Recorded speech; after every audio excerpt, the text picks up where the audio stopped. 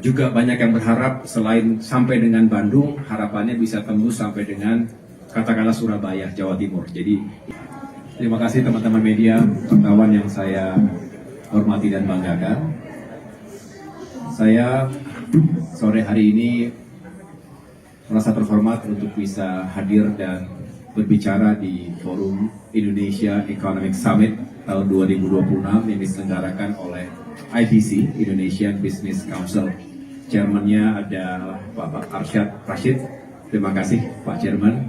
Dan keluarga besar dari IBC, ada Pak William Sabandar. Kami juga hadir bersama para deputy dan staf khusus dari jajaran Kementerian Koordinator Bidang Infrastruktur dan Pembangunan Kewilayahan.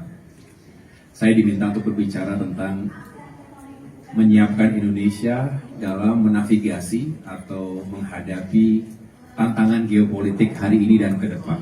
Tentu dari berbagai aspek, termasuk di bidang pembangunan, ekonomi, dan juga secara khusus pembangunan infrastruktur. Tentu dalam situasi yang penuh dengan ketidakpastian global saat ini, Indonesia harus terus fokus untuk membangun kemandirian dirinya dan sesuai cita dan juga yang menjadi visi besar dari Bapak Presiden Prabowo Subianto, tentu Indonesia harus berikhtiar, berupaya sekuat tenaga agar bisa menghadirkan ketahanan di bidang pangan, energi, air, sekaligus infrastruktur bisa menjadi tulang punggung pertumbuhan ekonomi dan konektivitas antar wilayah juga bisa menjadi solusi ketimpangan antar wilayah di Indonesia.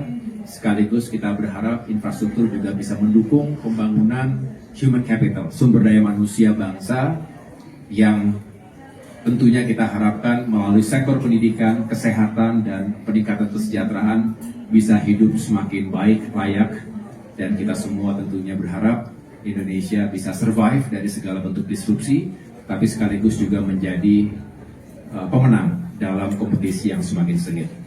Saya rasa geopolitik hari ini juga terus kita ikuti dengan seksama, dengan dekat, karena setiap saat bisa terjadi kejutan yang luar biasa yang disebabkan oleh perebutan sumber daya alam dan juga pengaruh di tingkat dunia.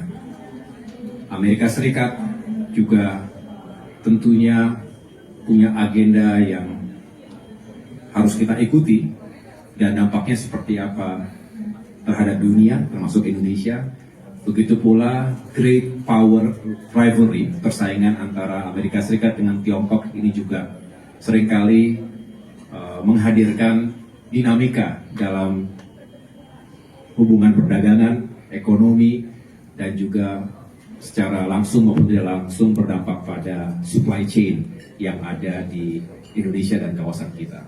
Saya tentunya mengucapkan selamat kepada IBC yang telah menyelenggarakan IES ini. Saya rasa ini sebuah forum yang sangat baik, mempertemukan antara kebijakan publik, pemerintah yang juga harus terus didiseminasi ke berbagai kalangan, termasuk ke dunia usaha, private sectors, dan sekaligus kita berharap membangun trust, confidence, kejelasan, karena sebelum kita bisa mengembangkan potensi yang kita miliki, terlebih dahulu kita harus bisa menjelaskan, mengartikulasikan visi misi besar Indonesia ke depan, 20 tahun ke depan, 2045 yang kita harapkan Indonesia bukan hanya keluar dari middle income trap, tapi juga benar-benar bisa bertransformasi ekonominya menjadi negara yang semakin maju dan rakyatnya semakin sejahtera.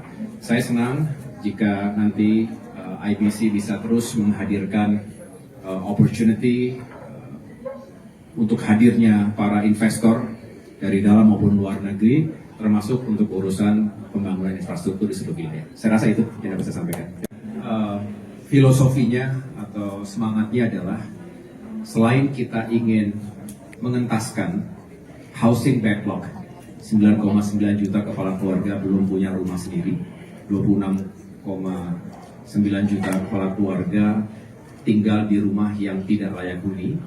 Tentu program pembangunan rumah rakyat utamanya untuk membantu masyarakat prasejahtera atau berpenghasilan rendah, baik di kota maupun di desa, ini terus kita kawal. Kami akan terus mendorong sejumlah kementerian yang terkait, terutama Kementerian Perumahan dan Kawasan Permukiman, juga ada Kementerian Pekerjaan Umum, termasuk Kementerian Agraria, karena bicara pembangunan kawasan permukiman dan perumahan itu perlu lahan yang juga memadai, tapi juga disupport oleh berbagai infrastruktur dasar, jalannya, sumber air bersih, dan lain sebagainya. Nah, Bapak Presiden memang menekankan masyarakat harus hidup lebih layak. Ada cukup banyak program yang berpihak untuk membantu masyarakat prasejahtera tadi untuk punya rumah yang lebih layak lagi, misalnya dengan program PSPS, ada bantuan untuk renovasi rumah rakyat. Di antaranya selain mungkin bicara MCK, sanitasi, tapi juga beliau melihat kondisi atap rumah yang juga seringkali dalam kondisi yang kurang baik. Nah, ini harapannya dengan menggunakan produk-produk yang lebih kuat, contohnya menggunakan genteng, ini bisa lebih baik lagi, tidak panas, kemudian lebih terlihat rapi. Beliau meluncurkan gerakan ASRI kemarin. Indonesia ASRI itu A-nya aman, S-nya itu sehat, R-nya itu resik. Resik itu bersih, rapi, teratur, dan I-nya indah. Jadi aman, sehat, resik, dan indah. Saya rasa itu yang menjadi dambaan kita. Beliau juga kemarin menyampaikan ini bukan hanya untuk membuat masyarakat hidup lebih berkualitas dan merasa nyaman tinggal di lingkungannya sendiri, tapi juga Indonesia ini punya daya tarik di bidang pariwisata. Keindahan alam kita luar biasa, harus kita syukuri. Jangan sampai daerahnya kotor, tidak baik, tidak tertata rapi. Lalu bagaimana kita berharap akan meningkatkan wisatawan baik itu dalam negeri maupun wisatawan mancanegara. Kita ingin meningkatkan potensi atau peluang pariwisata tadi dengan gerakan Indonesia Asri. Saya rasa kita akan inkorporasi apa yang menjadi direktif beliau tersebut dalam perencanaan pembangunan, termasuk pembangunan perumahan, termasuk tadi urusan atap dan genteng tadi. Cukup? Upaya untuk melakukan restrukturisasi keuangan terkait dengan kereta cepat Jakarta-Bandung KCJB atau KCIC yang kita kenal. Ini terus kita kawal. Saya sudah bertemu dengan Menteri Keuangan, dengan Menteri Investasi sekaligus CEO Danantara, termasuk juga tentunya Menteri Perhubungan, kereta api, bicara KAI dan lain sebagainya. Intinya kita ingin terus cari solusi yang terbaik. Ini masih butuh proses, butuh waktu, dan kita tentu akan berkomunikasi dengan pihak Tiongkok. Semangatnya semua adalah mencari solusi.